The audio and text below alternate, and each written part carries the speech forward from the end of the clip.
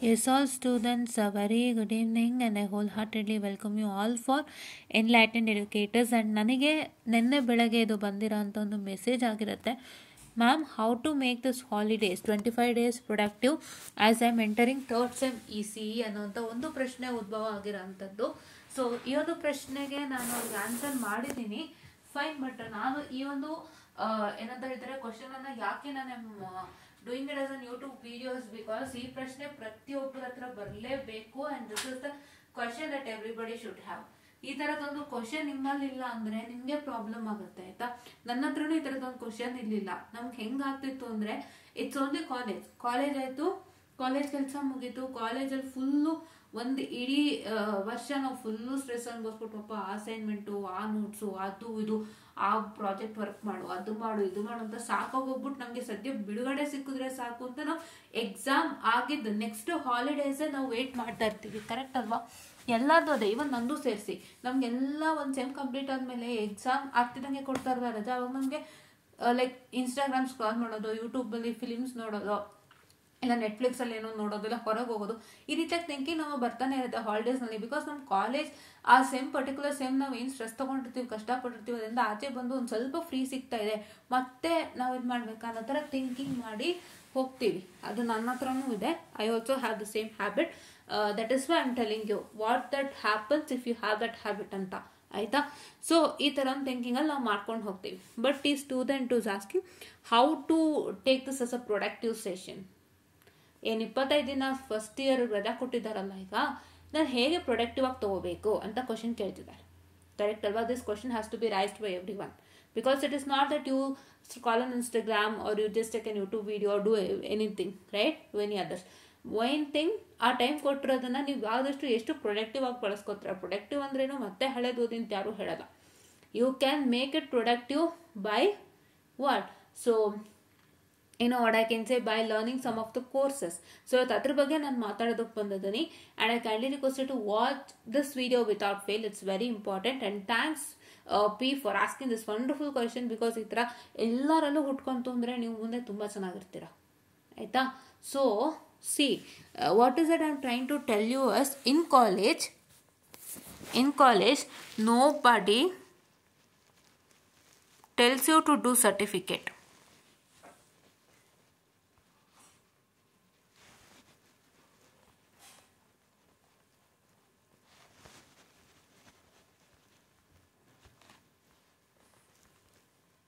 I am 100% telling, ಯಾವ teacher ಕೂಡ ನಿಮಗೆ ಪರ್ಸ್ನಲ್ ಆಗಿ ಸರ್ಟಿಫಿಕೇಟ್ಸ್ಗಳು ಮಾಡಿ ಅಂತ ಹೇಳೋದಿಲ್ಲ. ಹೇಳೋರು ತುಂಬ ಕಡಿಮೆ.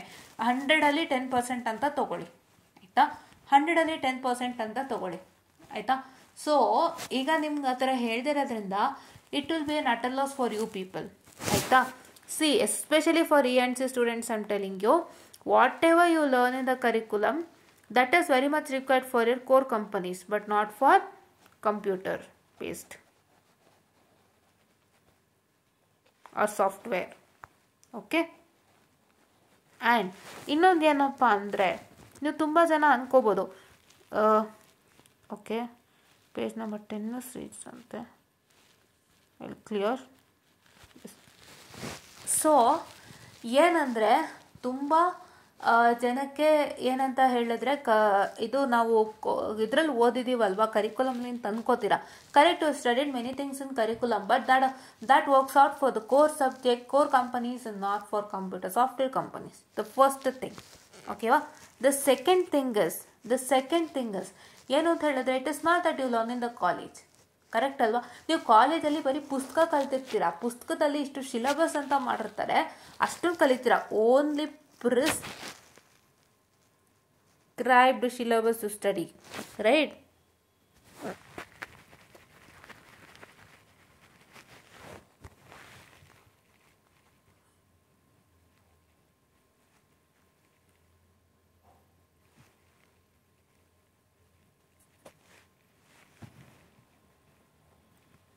Correct alva?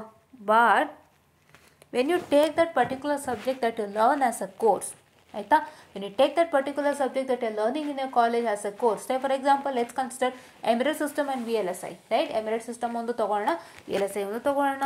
So embedded system, VLSI. So ನೀವು ಇದನ್ನು ಕಾಲೇಜಲ್ಲಿ ಕಲಿಯೋಕ್ಕೂ ಕೋರ್ಸ್ ಕಲಿಯೋಕ್ಕೂ there is a lot of difference. Is it not true? Am I right? Yeah. So what is the matter is, so your certification matters a lot. It is not that what you learn in college. If you have a certificate of that particular course, then you will be, having a very good advantage. Correct? Advantage.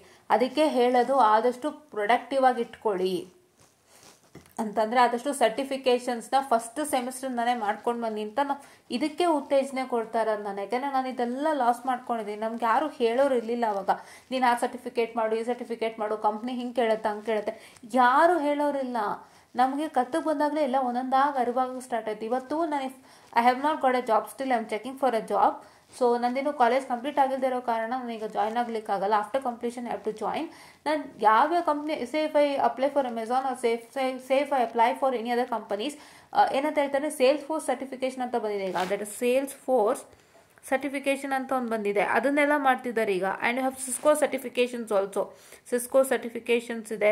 And if you check out with any of the companies when you're applying, ಅಮೆಝಾನಲ್ಲಿ certifications list check ಮಾಡಿದಾಗ ಅವ್ರದ್ದೇ ಒಂದು list of certifications ಇರುತ್ತೆ. They don't have a simple C++, Java and Python. Correct? ಅವ್ರದ್ದು ಅದು ಇದೆ, but ಅದ್ರ ಜೊತೆಗೆ ತುಂಬ ದೊಡ್ಡ ಪಟ್ಟಿನೇ ಇದೆ, ಅವ್ರ ಸರ್ಟಿಫಿಕೇಶನ್ಸ್ ಲಿಸ್ಟ್ ಇದೆ. ಅದನ್ನೆಲ್ಲನೂ ನಾವು ಮಾಡಬೇಕು ಅಂದರೆ ಎಷ್ಟಿದೆ ತಿಳ್ಕೊಳ್ಳೋಕ್ಕೆ ಇನ್ನೂ ಅಲ್ವಾ. So then why need of wasting? ಇವಾಗ ನೀವು ನೋಡಿ, ಇಲ್ಲ ಅಂತ ಹೇಳಲ್ಲ, ಇನ್ಸ್ಟಾಗ್ರಾಮ್ ಸ್ಕ್ರಾಲ್ ಮಾಡಿ, ಯೂಟ್ಯೂಬ್ ನೋಡಿ.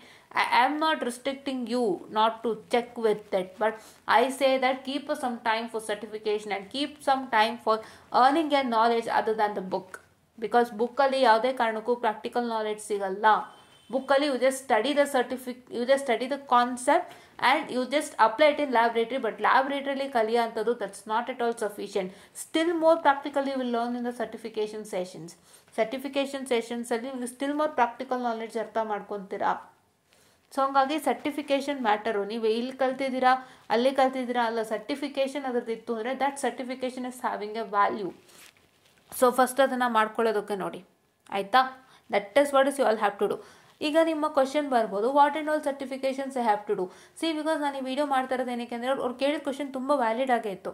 Because he wants to make sure that he are ಶೇರೋನು ಅದನ್ನೇ ಹೇಳೋದು. ನೀವು ನೇಮ್ ಇಟ್ಕೊಂಡು ಅಟ್ಲೀಸ್ಟ್ ಯಾರು ಅಂತ ಗೊತ್ತಾಗುತ್ತೆ, ಓಕೆನಾ? Yeah. So they are trying to make the student is trying to make sure that he would keep his time secured and he would keep his time precious. Correct ಅಲ್ವಾ? Precious ಆಗಿ ಉಪಯೋಗಿಸ್ಕೋಬೇಕು ಅಂದರೆ this is the methodology and the way. Is it not correct? Yeah. So ಏನು matter ಅಂದರೆ ಈಗ ತುಂಬ ಜನಕ್ಕೆ doubt ಬರ್ಬೋದು, ಮ್ಯಾಮ್ ನಾನು ಯಾವ ಸರ್ಟಿಫಿಕೇಷನ್ ಸ್ಟಾರ್ಟ್ ಮಾಡಬೇಕು, ನಾನು ಯಾವುದನ್ನು ಮಾಡಬೇಕು, being a first year what certification have to start with ಅಂತ. ಏನು ಗೊತ್ತಾ, ಒಂದು ಅರ್ಥ ಮಾಡ್ಕೊಳ್ಳಿ, ನೀವು ಇನ್ನೂ ಫ್ರೆಷರ್ ಇರ್ತೀರಾ, ಅಂದರೆ ಫುಲ್ ಬಿಗಿನರ್ ಇರ್ತೀರಾ. ಸೊ ಫುಲ್ ಬಿಗಿನರ್ ಆಗಿ ನೀವು ಅಡ್ವಾನ್ಸ್ಡಿಗೆ ಹೋಗೋಂಥ ಯಾವ ಅವಶ್ಯಕತೆಯೂ ಇಲ್ಲ.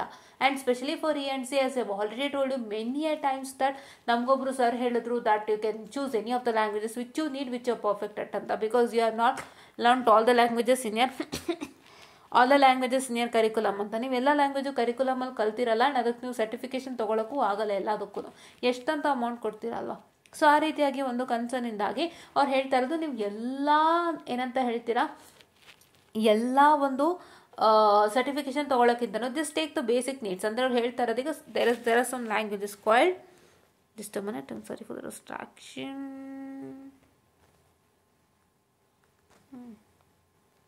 Okay, so you have C++, Java, Python, all these things you have alwa, still you have many, all these things are there.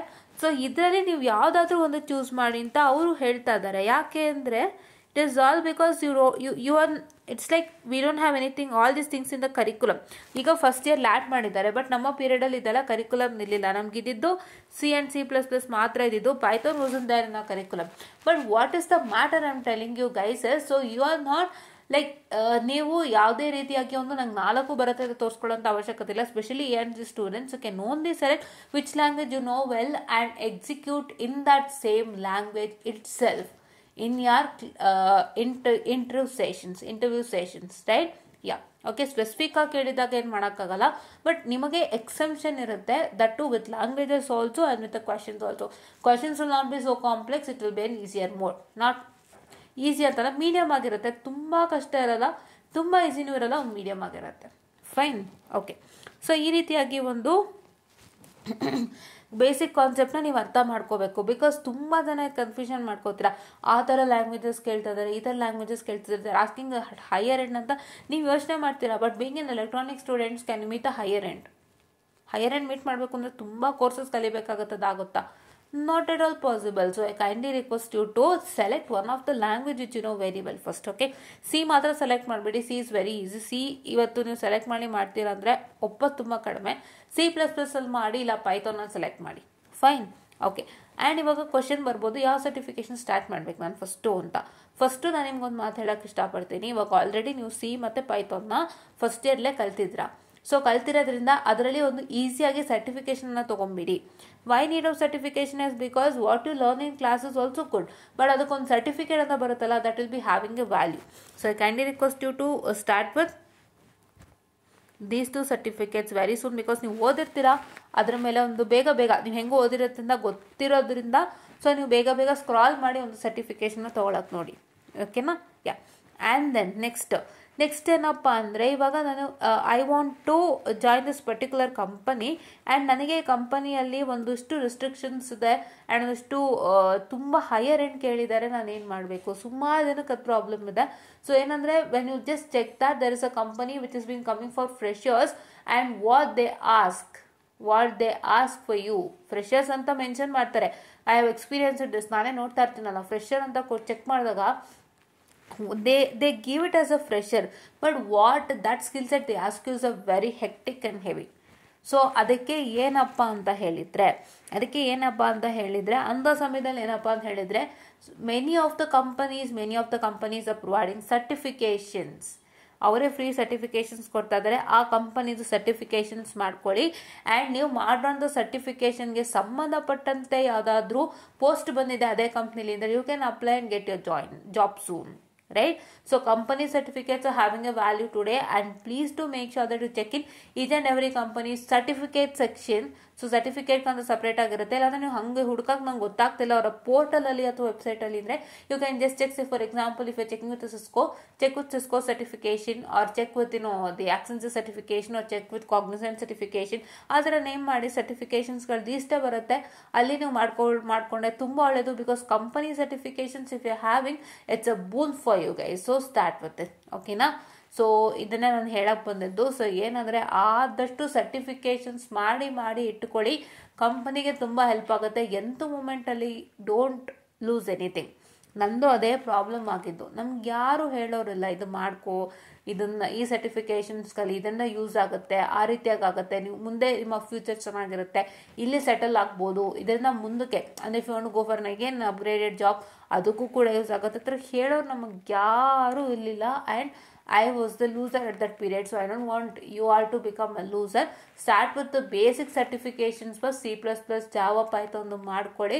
ಆಮೇಲೆ ಭಾಳ ಕಂಪನಿಗಳೇನಿದೆ, ತುಂಬ ಕಂಪ್ನೀಸ್ಗಳು ಬರ್ತಿರುತ್ತಲ್ಲ, ಸೊ ಆ ಕಂಪನಿದೆಲ್ಲ ಸರ್ಟಿಫಿಕೇಶನ್ಸ್ ಅವ್ರು ಕೊಡ್ತಾ ಇರ್ತಾರೆ. Even for students also you can join in to the certification courses and ಕಲಿತ್ಕೊಳ್ಳಿ. And ಯಾವುದೇ ಒಂದು ಕಂಪನಿ ಯಾವುದೇ ಇಂಟರ್ನ್ಶಿಪ್ ಕೊಡ್ತಿದೆ ಅಂದರೆ ಆದಷ್ಟು ಬಳಸ್ಕೊಂಡು ನೀವು ಚೆನ್ನಾಗಿ ಮಾಡ್ಕೊಳ್ಳಿ. So that will help you to rise your performance.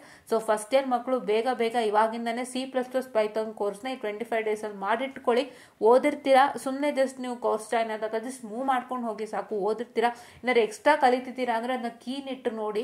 ಇಲ್ಲಾಂದರೆ ನಾನು ಕಲ್ತಿದ್ದೆ ಫಸ್ಟ್ ಟೈಮಲ್ಲಿ ಇದೆ ಹೇಳ್ಕೊಟ್ರು ಅಂದರೆ ಅದನ್ನು ಸ್ಕಿಪ್ ಮಾಡ್ಬೋದು. ನಿಮಗೆ ಗೊತ್ತಿರೋದ್ರಿಂದ, ಗೊತ್ತಿಲ್ಲದೇನಾರಿತ್ತು ಅಂದರೆ ಡೀಟೇಲ್ ಆಗಿ ನೋಡಿ, ಎಕ್ಸಾಮ್ನ ಬರೀರಿ.